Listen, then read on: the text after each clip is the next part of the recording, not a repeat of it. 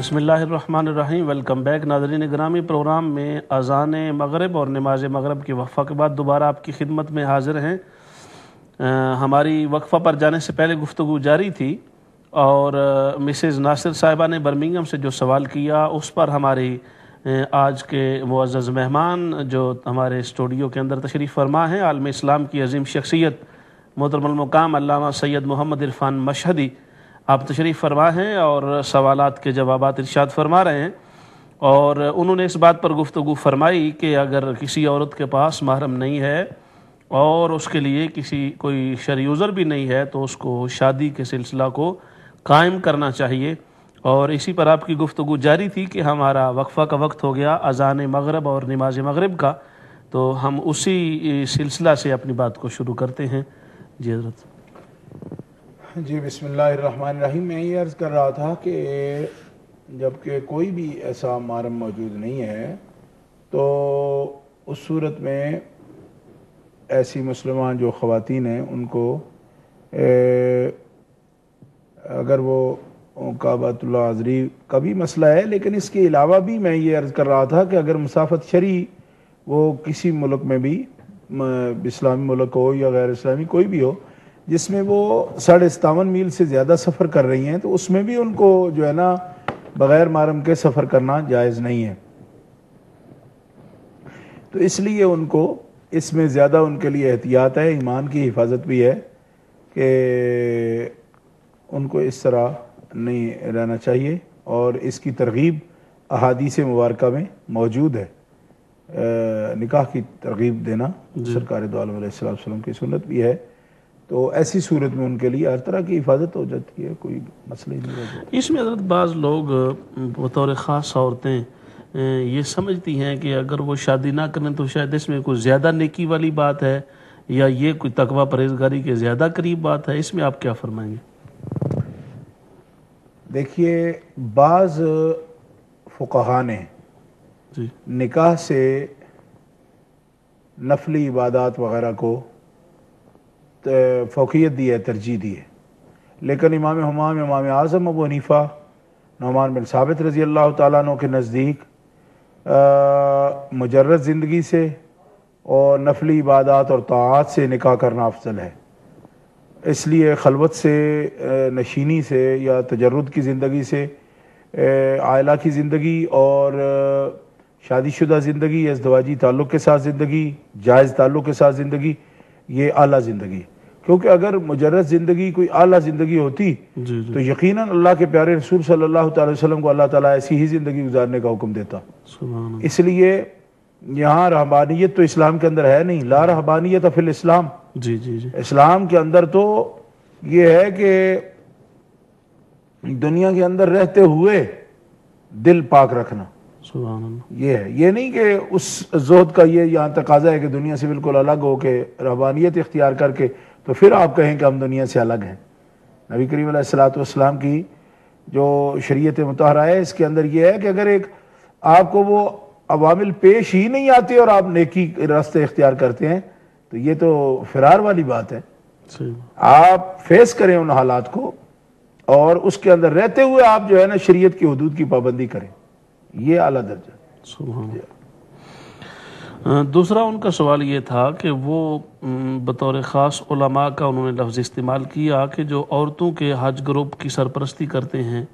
اور خواتین کا حج گروپ لے جاتے ہیں، ان کے بارے میں آپ کیا فرمائیں گے؟ بسم اللہ الرحمن الرحیم۔ حج گروپ لے جانے میں مجھے تو کوئی غلطی نظر نہیں آتی، اس لیے کہ صرف عورتوں کا حج کا گروپ لے جانا وہ تو خیر ایسا مجھے معلوم بھی نہیں کہ کوئی ایسا قافلہ ہو کہ جس میں علماء صرف عورتوں کا قافلہ لے کر جاتے ہوں۔ عورتیں مردوں کے ساتھ ہوتی ہیں، اور اگر علماء کرام قافلہ کے سالار ہوں یا قافلے کے ارینج کرنے والے ہوں، کیونکہ یہاں کا تعلق قافلہ لے جانے کا وہ امیر حج کی طرح کوئی عبادت سے نہیں ہے، یہ تو بزنس ہے ایک،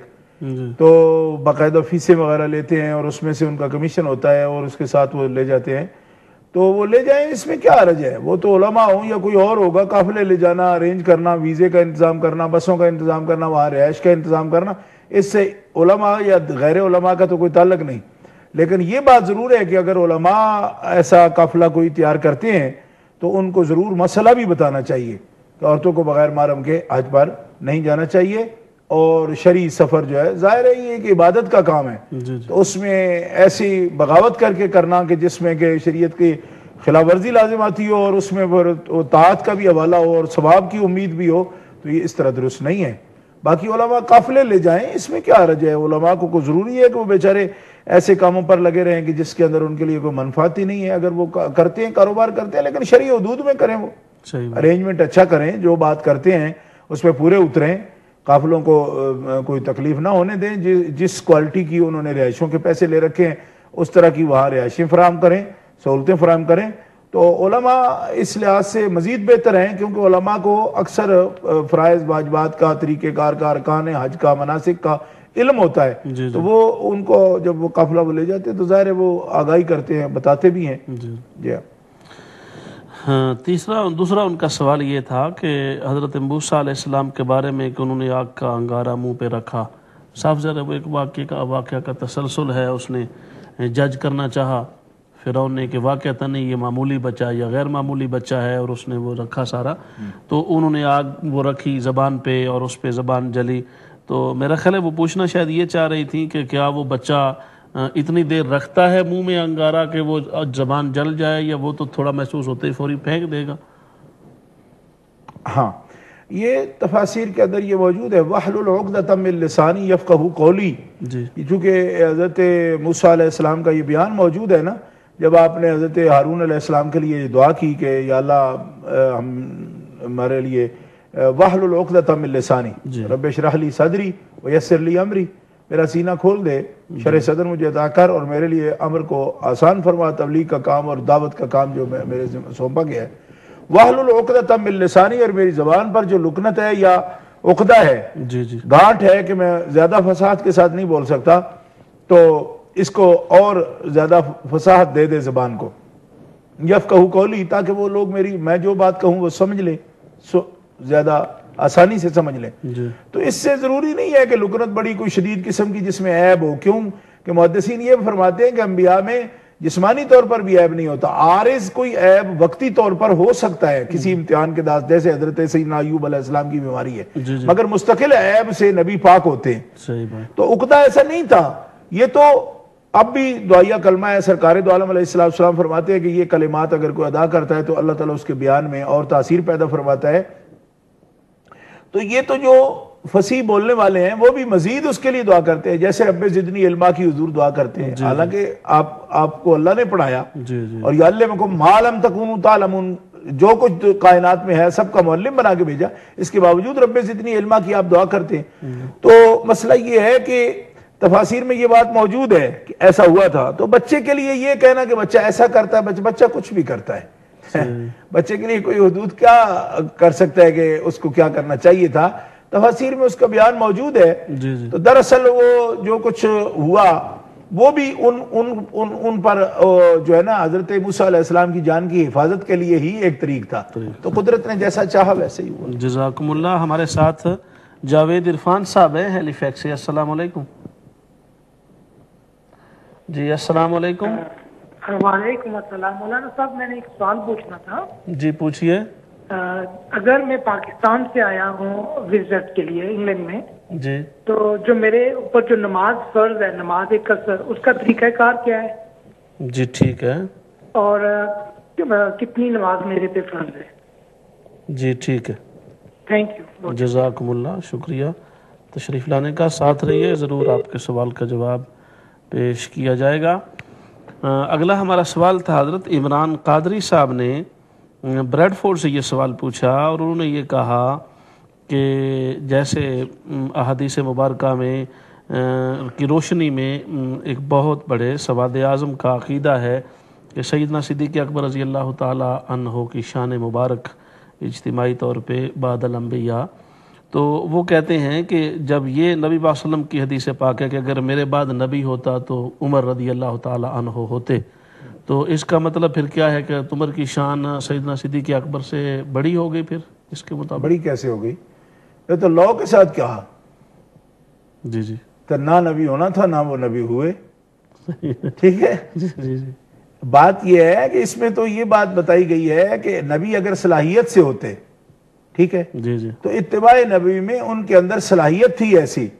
ٹھیک ہے، لیکن نبی صلاحیت سے صرف نہیں ہوتے، صلاحیت تو اللہ تعالیٰ جل شانہ پیدا فرما ہی دیتا ہے، لیکن نبی صلاحیت سے نہیں، نبی تو اللہ تعالیٰ کا فیصلہ ہے، صحیح، ٹھیک ہے جی، کسب سے کوئی نبی تھوڑی بنتا ہے، یہ تو واقعی چیز ہے، اللہ تعالیٰ عطا فرماتا ہے نا، یہ اس کا انتخاب ہوتا ہے، جی جی کوئی آدمی درجے حاصل کرتا کرتا کرتا نبوت تک پہنچے، معاذ اللہ ایسا نہیں ہو سکتا، صحیح بات، ٹھیک ہے جی، بالکل صحیح، ویسے تو ولایت بھی اللہ ہی عطا فرماتا ہے، لیکن اس میں کسب کا پھر بھی دخل ہے کہ صحیح، ایک اس کا نصاب ہے، تقوی ہے، وہ اس منزل پر جاتا ہے تو اللہ کرم فرماتا ہے اس نصاب کے مطابق، تو یہ نبوت کا نصاب کوئی بھی نہیں کہ اس نصاب کو پہنچے تو ضرور اللہ نبوت بھی عطا فرما دیتا ہے، تو ازلی فیصلے ہیں خدا کے، صحیح، عالم ارواح میں جو نبی ہیں نبی بنا دیے گئے، اب روحیں وہ جن جسموں سے متعلق ہیں تو وہ روحیں جن اجساد میں آ گئی ہیں تو وہ اجساد جو ہے ان روح اور جسم دونوں پر انسان کا اطلاق ہوتا ہے نا، صحیح، تو جس روح، آج کل یہ بھی بڑی عجیب بات شروع ہو گئی، لوگ کہتے ہیں جی وہ روح ہی نبی ہیں جب تک کہ اعلان نبوت نہ فرمائیں، تو میں نے کہا روح تو کسی جسم کے ساتھ متعلق ہوگی تو دنیا میں آئیں گے نا، تو یہ کیسا ہوگا کہ آدھا نبی ہے جتنا روح ہے اور آدھا جتنا معاذ اللہ جسم ہے وہ نبی نہ ہو، اس طرح کی عجیب و غریب آج کل باتیں شروع ہو گئی ہیں، جی جی جی، جی ہاں، تو ایسی بات نہیں ہوتی۔ حضرت عمر فاروق رضی اللہ تعالیٰ عنہ کی استعداد اور صلاحیت کی گواہی حضور نبی کریم علیہ السلام عطا فرما رہے ہیں کہ ان کی صلاحیت جو ہے اتباع نبوی میں وہ ایک تفسیر بن چکے تھے نبی کریم علیہ السلام کی حیات مبارکہ کی، صرف یہ بتایا جا رہا ہے کیونکہ لو ہے نا، اگر ہوتا جی جی، تو اگر انہیں نہیں تھا تو نہیں ہوئے، پھر صحیح بات، اس لیے بڑھ کے کیسے ہو گئی شان؟ جی جی، شان تو ان کی بڑی کہ جن کو مسلح امامت پہ کھڑا کر دیا اور پھر یہ بتا دیا کہ یا ابا بکر ما ظنک یا ابا بکر بیسنین اللہ ثالثہما، آج غار میں 2 نہیں ہے 3 ہیں، اللہ ہمارے ساتھ ہے، تو ایک ضمیر میں جب اللہ کے رسول نے اپنے کو، رب کو اور صدیق اکبر کو جمع کر دیا، یہ وہ نرالی شان ہے جس میں 1.25 لاکھ کم و بیش صحابہ جتنے بھی ہیں ان میں کوئی بھی ابو بکر صدیق کا اس میں شریک ہی نہیں ہے اس شان کے اندر، ایک ضمیر میں رسول اللہ صلی اللہ علیہ وسلم نے، اور قرآن نے بھی ان اللہ معنا جو کہا ہے، تو اس کے اندر تو ایک ضمیر کے اندر جمع کر دی گئی 3 ذوات کو، نبی پاک اللہ تعالیٰ جل شانہ ذات پاک ہے، نبی پاک علیہ الصلوۃ والسلام کی ہستی ہے، اور سیدنا ابو بکر صدیق رضی اللہ تعالیٰ عنہ۔ ایک بات، دوسری یہ بات ہے کہ ایک مستقل اہل سنت و جماعت کے عقائد میں یہ بات ہے کہ جزوی طور پر اگر کسی ایک بات میں کوئی ایک صحابی بڑھا ہوا ہو حضرت ابو بکر صدیق سے، تو جزوی فضیلت کو کوئی چیز ہمارے ہم مانے بھی نہیں ہے، وہ کتنے صحابہ کرام ہیں کہ ان کے اندر زیادہ ہے، مثلا خاندان نبوت سے دامادی کا جو تعلق ہے، حضرت عثمان غنی کے گھر میں 2 بیٹیاں تھی رسول اللہ کی، یہ اور کسی کی شان بھی نہیں ہے، حضرت ابو بکر صدیق کے گھر میں کیا 1 بیٹی بھی تھی حضور کی، تو ان کے گھر میں 2 تھیں، مولا علی کے گھر میں سب سے پیاری بیٹی تھی، حضور کا پیار سب سے زیادہ خاتون جنت سے تھا، اس وصف سے حضرت مولا علی شیر خدا جو ہے بڑی ہوئی شان والے ہیں، لیکن 2 بیٹیاں ہونے کا جو شرف حضرت عثمان غنی کو ہے کہ 2 بیٹیاں ان کے گھر میں، اس میں وہ حضرت مولا علی سے بڑے ہوئے ہیں، تو مطلب یہ ہے کہ اس میں جزوی طور پر کسی میں کوئی بات ہو، اب حضرت زید ہیں تو قرآن مقدس میں اصل نام ان کا آیا پورے قرآن پاک کے اندر، اس شان میں کوئی ان کا شریک ہے صحابہ میں؟ اور کسی کا نام تو نہیں ہے نا، صحیح بات، تو ان کا نام آ گیا ہے، سبحان قضا زید منہا وطرن زوجناکہا لکی لا یکون علی المؤمنین حرج فی ازواج ادعیائہم، تو اس میں کوئی نہیں ہے، من کل الوجوہ جو شان ہے نا، افضل البشر بعد الانبیاء وہ حضرت ابو بکر صدیق ہیں، اور یہ اہل سنت و جماعت کا اجماعی اور قطعی عقیدہ ہے اس پر، اور محدثین نے اس پر بالکل واضح فرمایا ہے، اعلیٰ حضرت نے ذوالجلال والانقا میں حضرت شاہ عبدالعزیز صاحب محدث دہلوی رحمۃ اللہ تعالی علیہ نے بھی یہ فرمایا کہ قطعی یا کل قطعی یہ عقیدہ ہے کہ امت میں سب سے افضل بعد از انبیاء جو ہیں، امت میں سب سے افضل حضرت ابو بکر صدیق رضی اللہ۔ ماشاءاللہ، جزاکم اللہ۔ محترم عطا رسول صاحب ہیں برمنگھم سے، السلام علیکم۔ اللہ جناب، میں نے 2 سوال پوچھنے ہیں۔ ایک تو پہلا سوال یہ ہے کہ کیا ماں حالت جنابت میں اپنے بچے کو دودھ پلا سکتی ہے یا نہیں، اور دوسرا سوال یہ ہے کہ مقداد کا لفظی معنی کیا ہے؟ جی بالکل ٹھیک ہے، جزاکم اللہ، شکریہ تشریف لانے کا، ضرور آپ کے سوال پر بات ہوگی، ہمارے ساتھ رہیے گا۔ ہاں جی حضرت، تو غلام علی صاحب نے سعودی عرب سے یہ سوال پوچھا کہ حرمین طیبین کے گرد و نواح میں جو ہوٹل ہیں، وہاں بعض ہوٹلوں کے اندر بیڈز کا سلسلہ ایسا ہوتا ہے، انہوں نے پوچھا کہ پاؤں قبلہ کی طرف ہو جاتے ہیں، تو اس پر آپ کیا فرمائیں گے؟ ایسی صورت میں بندے کو کیا کرنا چاہیے؟ بسم اللہ الرحمن الرحیم. تقریباً 10 دفعہ میں حرمین طیبین حاضری کا مجھے شرف حاصل ہوا ہے. عمرے پر بھی اور حج پر بھی گیا ہوں. میں نے ایسا کبھی نہیں دیکھا کہ اس بات کا خیال رکھا جاتا ہو. لیکن غلام علی چونکہ وہاں رہتے ہیں سعودیہ میں جی تو امکان ہے کہ انہوں نے ایسا دیکھا ہو. اگر ایسا ہو تو قبلہ شریف کی طرف پاؤں نہیں کرنے چاہیے. اس جہت کو جو ہے نا ہوٹل والے جو ہیں وہ اگر ان کو بتانا پڑے تو ان کو بتانا بھی چاہیے. ورنہ اتنا میرا خیال ہے جبر وہ نہیں کرتے کہ آپ چارپائی کا خود رخ جو ہے نا بیڈ کا وہ اس طرح بدلیں کہ پاؤں جو ہے نہ کعبہ شریف کی طرف ہونے چاہیے, اس جہت کو نہ ہوں کعبہ شریف کی طرف, اور نہ ہی گنبد خضرا شریف کی طرف ہوں اگر مدینہ منورہ میں آئے. اور غالباً ان کا دوسرا سوال ساتھ ہی یہ تھا کہ ٹوائلٹ وہاں جو بنے ہوئے ہیں ان کی بھی سچویشن یہ ہے, ان کے اندر بھی ایسا ہے. تو اس کے اندر بھی نہ استقبال کریں نہ استدبار کریں, نہ تو پشت بالکل کعبہ کی طرف کریں اور نہ ہی منہ کریں. رخ جو ہے اگر کہیں ایسا ہی بنا ہوا ہو تو پھر آپ جو ہے نا تو ایسی شکل میں کھڑے ہوں کہ کسی ایک جہت کو مکمل طور پر آپ ہوں ہی نہیں. صحیح, جزاکم اللہ. ہمارے ساتھ رخ اپنا جو ہے نا ایسے کونے پر رکھیں, کونے پر جس سے رخ کسی ایک ادھر سے چینج ہو جائے. واضح طور پر